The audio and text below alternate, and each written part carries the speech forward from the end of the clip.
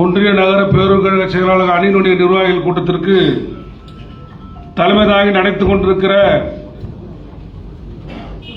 அருமையண்ணன் ஜனகராஜ் அவர்களே,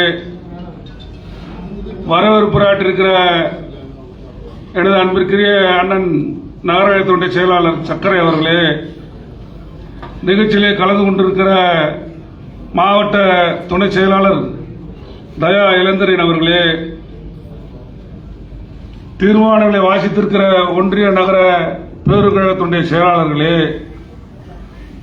எனக்கு பின்னால் இறுதியாக சிறப்புரை ஆற்றி மாண்புமிகு முதலமைச்சர் அண்ணன் தளபதியார் அவர்கள் என்ன கட்டளைகளை இட்டிருக்கிறார்களோ அதை எப்படியெல்லாம் செயல்பட வைக்க வேண்டும் என்று நம்முடைய இறுதியாக சிறப்புரையாற்றிருக்கிற கழகத்தினுடைய மாவட்ட பொறுப்பாளர் செயல் மரவர் செயல் வீரர் புதிய மருத்துவர் அவர்களே,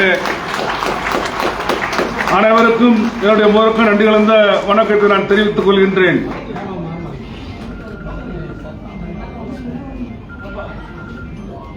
ஒன்பது தீர்மானங்கள் நிறைவேற்றப்பட்டிருக்கிறது. மாவட்ட கழக செயலாளர் இன்றைக்கு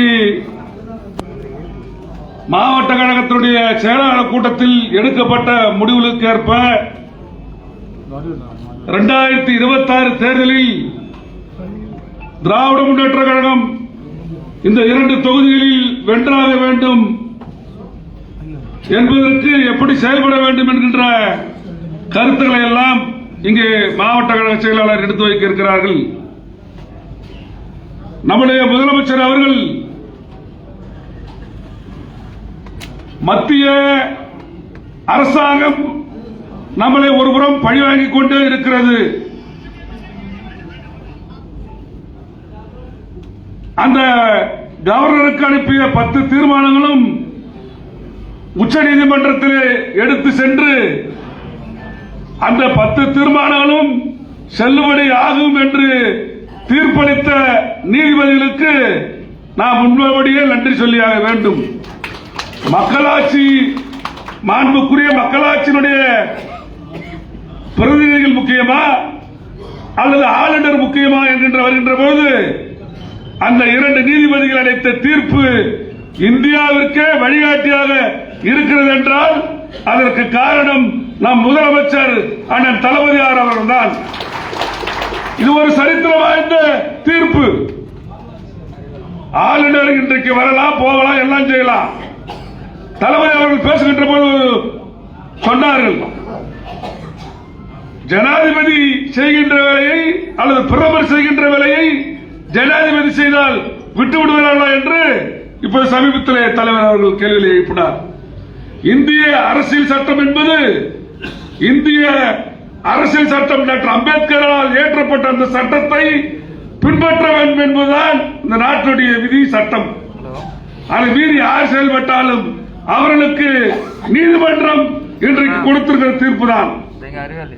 அதே போல இங்கே இந்த தீர்மானத்தில் மிக சிறந்த தீர்மானம் நான் கருதுவது காலனி என்கின்ற சொல்லை எடுத்து அது அறவே இருக்கக்கூடாது என்கின்ற பொழுது தந்தை பெரியாருடைய வாரிசாக, பேரறிஞர் அண்ணாவுடைய வாரிசாக தலைவர் கலைஞர் இன்னும் நம்முடைய வாழ்ந்து கொண்டிருக்கிறார் என்பதற்கு ஆதாரமாக எதை பற்றியும் கவலைப்படாமல் இப்படியாப்பட்ட முடிவுகளை எடுக்கின்ற ஒரு பக்குவம் உள்ள ஒரு முதலமைச்சர் நம் தலைவர் தளபதி என்பதை நாம் மறந்துவிடக் கூடாது. யார் வேணாலும் எனக்கு இந்த நாளும் பேசிட்டு போலாம், அது முக்கியமல்ல. நம்முடைய தலைவர், நம்முடைய மாண்புக்கு துணை முதலமைச்சர், கழகத்தினுடைய நிர்வாகிகள் என்ன சொல்கிறோமோ அத்தனையும் நாம் செய்து முடிக்க ஆக வேண்டும். அதான் நம்முடைய பணிகள். இப்ப மே ஓடி போச்சு, ஜூன் ஓடிடும், ஜூலை ஓடிடும். அடுத்தது பார்த்தா தேர்தல் காலத்தான் நிப்போம் நம்ம. அப்புறம் பொங்கல் அதெல்லாம் வந்துவிடும். எவ்வளவு தூரம் காலங்களுக்கு தெரியாது. எத்தனை அணிகள் ஒன்று சேர்ந்தாலும் சரி, வெற்றி பெறக்கூடிய அணி திராவிட முன்னேற்ற கழகத்துடைய தலைமையில் இருக்கிற அணிதான் வெற்றி பெற போகிறது. இன்னைக்கே அது ஊடகம்லாம் எழுதுறாங்க. நீங்க பாத்தீங்கன்னா அந்த இந்த கணக்கெல்லாம் உங்களுக்கு தெரியும். என்னென்ன போடுறாங்க, யார் முதலமைச்சர், எத்தனை பர்சன்டேஜ். நம்முடைய முதலமைச்சரை பொறுத்தவரை இப்போது நம்முடைய பாதி தான் வேலை வாங்கியிருக்கிறார். இன்னும் பாதி வேலை இன்னும் நம்முடைய மாவட்ட செயலாளர் தலைமையில் நாம் அனைவரும் மிக சிறப்பாக செயல்பட்டுட வேண்டும்.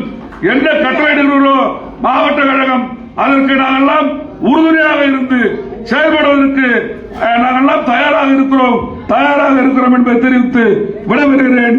நன்றி, வணக்கம்.